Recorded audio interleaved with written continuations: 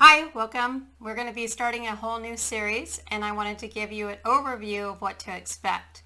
So in segment 1, we are going to be talking about why discernment is important. So that will be the overview for you.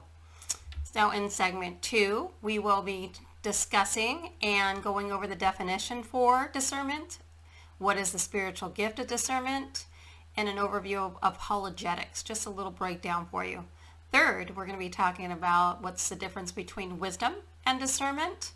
Also talking about being a watchman on the wall and a good Berean in these days. Lastly, on segment 4, I will be talking and really covering some pretty good Bible verses for you that will cover the warnings and where the Bible talks about discernment and how important it is to be aware of pitfalls that are out there in these days.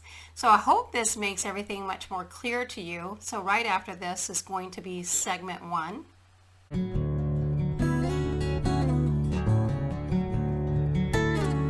Welcome to the Light of Deception. Today we're going to start a new series under discernment.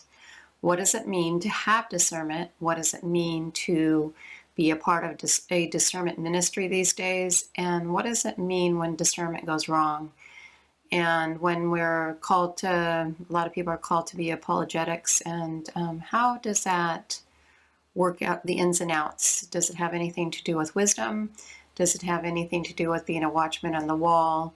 And when does it sound more hypercritical and nitpicky and a little bit mean-spirited to go in the wrong direction with discernment? Discernment is a loving warning, and then that person has a chance to make their own decisions. It's part of free will, right? It's a choice to listen to somebody that's a watchman on the wall, to listen to somebody that has a warning and a red flag that's trying to help you not fall into deception and be taken off course. So that is so important to make sure that that gift is still out there and still being well received by the members of the church body. And it's part of one of the many gifts that the Holy Spirit gives out. Usually, for me, I can talk about myself for sure, it came with my own deception story.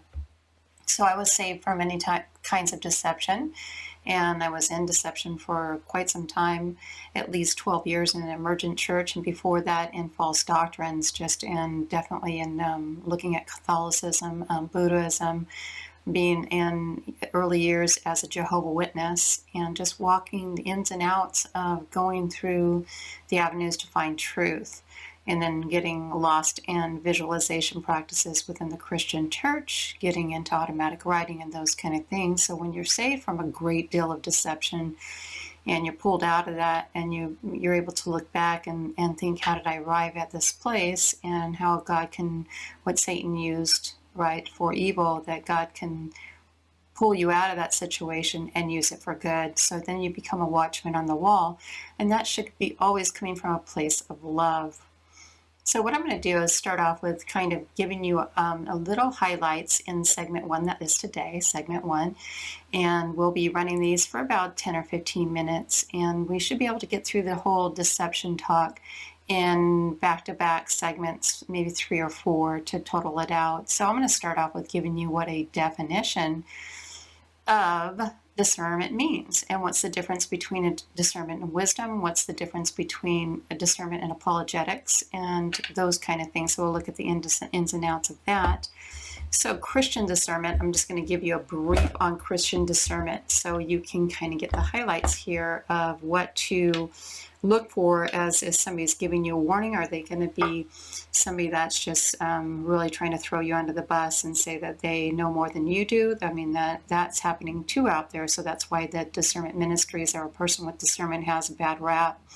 Might be even called, they're having a critical spirit, a Jezebel spirit. They could be saying they're holier than thou. They got a chip on their block. They think that they have a deeper relationship with the Lord, and all these different criticisms that come to somebody that's speaking forth truth and warning in these days is, you're not my Holy Spirit. I mean, I've heard so many different things And there are some that are gratefully grateful and so thankful that you stepped out in faith to say, be careful, you're going in this direction, and this is what it could lead to. Therefore, it's that one person that has eyes to see and ears to hear that will take those warnings and put them into their life and be super grateful. Can you imagine if you saw somebody walking towards a cliff and literally falling off that cliff, and you're not there to have that warning sign saying there's a cliff ahead, and you don't see it and you're running right into it? Be careful. So that is the call to be somebody that is in discernment is definitely a gift that comes with a lot of heartache and sometimes lonely places. And then eventually maybe that person that has first did not receive it will come back later with that thanks, or who knows, maybe somebody will come along and water it along the road, but we are called to do what God calls us to do. First, before that, I go into anything more on the discernment and break that down for you, I want to read something to you that I thought was well done. This is from Lighthouse Trials. They picked this up by somebody named Carla in Canada. And so she writes this: Ode to the watchers on the wall. They are the watchers. Tirelessly they stand on the wall and watch, sometimes blowing their horn to warn of danger and creeping dragons. The people shake their heads and just walk away. Don't believe anything you see. Foolish watchers, they say, even though the watcher can see what they can't. Foolishly, the people naively open the gates and welcome the dragon in. Now, proudly they walk by, flaunting their green guest. See, this is a good guest, they sneer, oblivious to the puff of smoke wafting behind them. The watchers now know that it's only because of their swords that the dragon don't devour the whole village at once. Watchers are never well liked. And when she says never well liked, I would say that seems that way, definitely does. But there's some that do like them, so that's that remnant.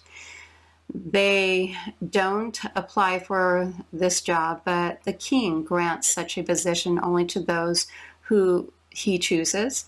They must accept the honor. It's not that they are worthy, but they have been rescued from the mouth of the fierce dragon. So they know the stench and recognize the sound of the sounds of the dragon. And now they watch for them because they owe their lives to the king and his family.